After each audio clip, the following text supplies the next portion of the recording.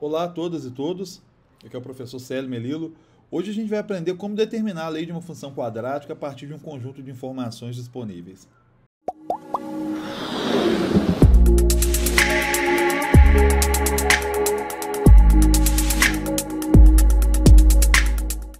Uma função do tipo f de x igual a ax2 mais bx mais c, que é uma função quadrática, ela pode ser determinada a partir de três informações que são necessárias para a gente poder conhecer o a, o b e o c. A forma mais direta de se obter essas informações é sabendo exatamente qual valor de x tem qual f de x como correspondente. Digamos que uma função quadrática é tal que f de 4 vale 10, f de menos 1 vale 0 e f de 2 vale menos 6. De forma equivalente, eu posso dizer que ela possui no seu conjunto de pares ordenados o par ordenado 4, 10, o par ordenado menos 1, 0 e o par 2, menos 6. A gente pode utilizar essas informações para encontrar a lei da função. E a primeira informação que eu vou usar é que o f de 4 vale 10. Ou seja, a vezes 4 ao quadrado mais b vezes 4 mais c é igual a 10. Eu só substituí o x por 4. Como 4 ao quadrado é 16, só reorganizando a forma de escrever, essa afirmativa que de f de 4 vale 10, ela pode ser traduzida na equação que 16a mais 4b mais c vale 10. De forma equivalente, dizer que f de menos 1 vale 0, e substituindo o menos 1 no lugar do x, eu vou concluir que a menos b mais c vale 0. E, finalmente, substituindo o x por 2 e o f de x, no caso f de 2, por menos 6, eu construo essa terceira equação. E cada uma delas tem três incógnitas. Portanto, a gente precisa resolver um sistema de três equações e três incógnitas, que é esse sistema que está na tela aí para vocês. A partir de agora, eu vou dar algum caminho para a gente poder resolver esse sistema e eu vou pedir para vocês que, caso alguma passagem esteja um pouco rápida, vocês usem e abusem do pause, do play e volte o vídeo, porque senão o vídeo vai ficar longo demais. Então, talvez eu acelere um pouco, mas vocês podem fazer o acompanhamento da resolução do sistema na velocidade que vocês quiserem. O passo a passo vai estar todo na tela. Eu só vou fazer um pouco mais rápido. Primeira dica. Embora existam outros caminhos para resolver esse tipo de sistema, tem um caminho que vocês conseguem organizar toda a dinâmica de solução, que é o que eu vou sugerir para vocês fazerem. Nas três equações, isolem o valor de c. A primeira vai ficar c igual a 10 menos 16a menos 4b, lembrando de mudar o sinal, de que você mudar de lado. Na segunda, fica c igual a menos a mais b, e a última fica c igual a menos 6 menos 4a menos 2b.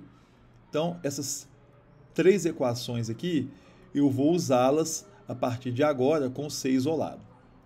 De que forma? Primeiro eu vou pegar a primeira e a segunda equação, que são c igual a 10 menos 16a menos 4b e c igual a menos a mais b, e observar que se ambas expressões aqui em função de a e b equivalem a c, elas são iguais entre si. 10 menos 16a menos 4b é igual a menos a mais b.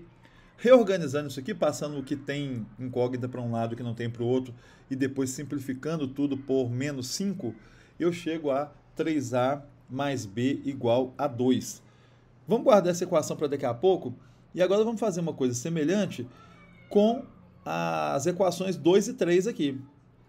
A 2, a gente até já usou uma vez, é c igual a menos a mais b, e a 3 é c igual a menos 6 menos 4a menos 2b.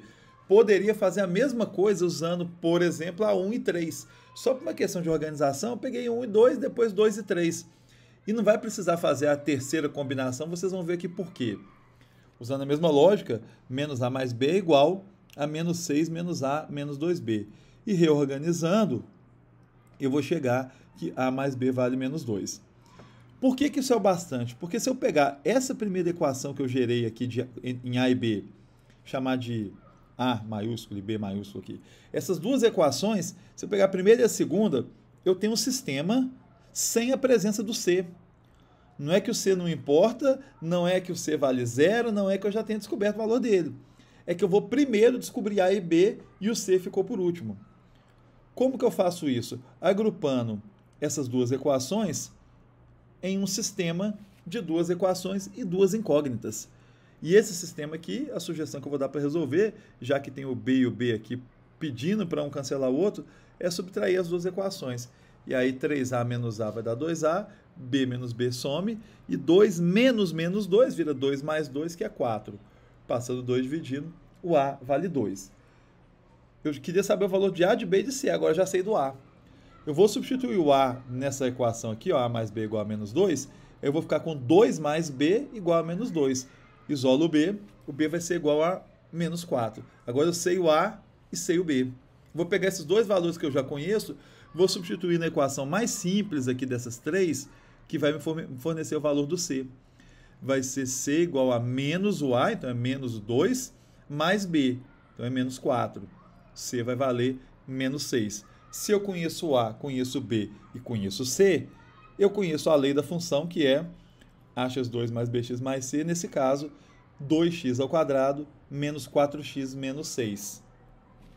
Mas nem sempre as informações vão ser tão diretas e nem sempre vai ser necessário resolver um sistema desse tamanho. Vou pegar um outro exemplo aqui. Encontrar a lei da função cujo gráfico é esse que foi dado aí. A gente tem explicitamente nesse gráfico o ponto 0, menos 1, o ponto 1, 2 e o ponto 3, 2. Logo de cara, a gente já poderia sim montar um sistema usando a mesma estratégia do exemplo anterior, de 3 equações com 3 incógnitas. Só que a gente percebe que um desses pontos ele tem uma característica especial. O x dele vale 0. Isso me permite saber o valor do c da função. Porque a imagem de 0, ou seja, a ordenada desse ponto aqui, esse é o próprio valor do c da função. Já sabendo o valor do c, a função que é ax2 mais bx mais c, eu nem preciso colocar o c mais como algo desconhecido, que eu já conheço. Então a função é ax2 mais bx menos 1. Eu só preciso de usar outras duas informações para descobrir os valores de a e de b. E aí eu faço isso. O f de 1 é 2. Então eu substituo o x por 1 para montar uma equação em que as incógnitas são só a e b. Substituindo o x por 1 e o f de x por 2, eu vou montar a equação a mais b igual a 3. E substituindo o x por 3 e o f de x por 2, eu vou montar a equação 3a mais b igual a 1, o que me permite montar um sistema a mais b igual a 3, 3a mais b igual a 1, e aí, subtraindo as duas equações, a menos 3a dá menos 2a, o b com menos b corta, e 3 menos 1 dá 2, descobri o a, ele vale menos 1. Substituindo o valor de a, vou substituir na primeira equação aqui, porque ela é mais simples, menos 1 mais b igual a 3, o b vale 4. Eu já sabia o valor do c, agora eu sei o valor de a e de b também, então eu sei montar a lei dessa função. Menos x2, porque o a é menos 1, mais 4x, porque o b é 4, menos 1, porque o c é menos 1. O fato de conhecer de antemão o c tornou esse problema muito, mas muito mais simplificado do que o problema anterior. E tem também situações que podem surgir de descrições contextuais e não exatamente os dados matemáticos mastigados. Por exemplo, essa. Um projétil foi lançado do solo e descreveu um movimento parabólico. Sua altura máxima atingida foi de 20 metros e ele voltou ao solo em um ponto a 80 metros de distância do local do lançamento. Considerando a origem do sistema de coordenadas como ponto de partida do projétil, encontre a lei da função que dá a altura do projétil em função do seu deslocamento horizontal. Vou pegar agora uma figura que descreve isso que está falando. O objeto partiu aqui da origem do plano cartesiano, subiu até uma altura de 20 metros e depois desceu, caiu a 80 metros de distância do local do lançamento. Acho que a gente já pode fazer até de cabeça que ele vai atingir essa altura máxima quando o deslocamento horizontal dele for de 40 metros, porque o x do vértice, como a gente já sabe, está entre as duas raízes. Ele é 40. A gente já pode pegar, se quiser, os três dados aqui, ó. A função passa pelo 0, 0, pelo 40, 20 e pelo 80, 0. E montar um sistema de três equações. Mas, de novo, não precisa. Porque o C da função a gente já sabe que é zero. A gente já sabe que a função corta o eixo das ordenadas justamente na origem, então o C dela é conhecido. A gente já pode afirmar que a lei dela vai ter essa forma aqui, ó, f de x igual a ax2 mais bx, já que o C é nulo. Então a gente vai continuar tentando descobrir o valor de A e de B.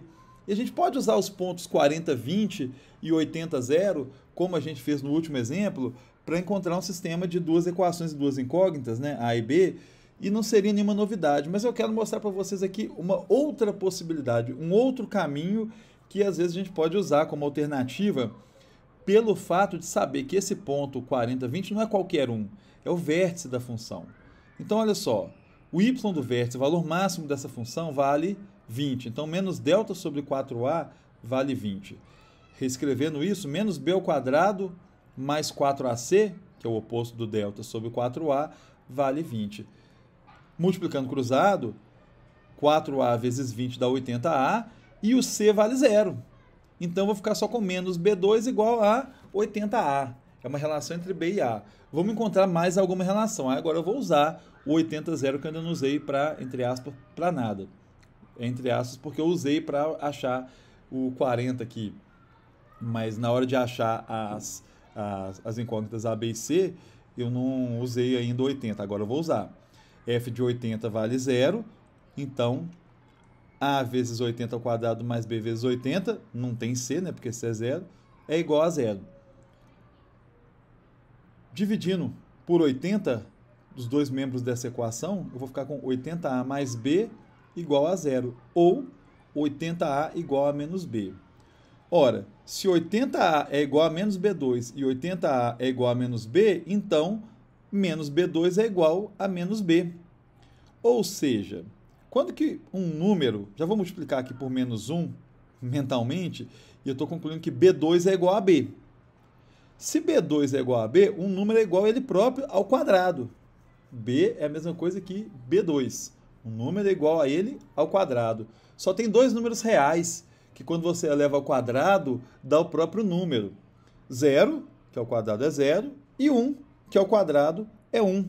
Então, ou B vai valer 0, ou B vai valer 1.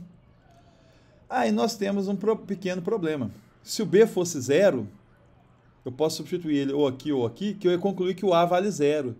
Se o A vale 0, a função sequer é uma função quadrática. Nesse caso, eu teria C igual a 0, B igual a 0, A igual a 0, seria uma função constante igual a 0, não seria uma parábola.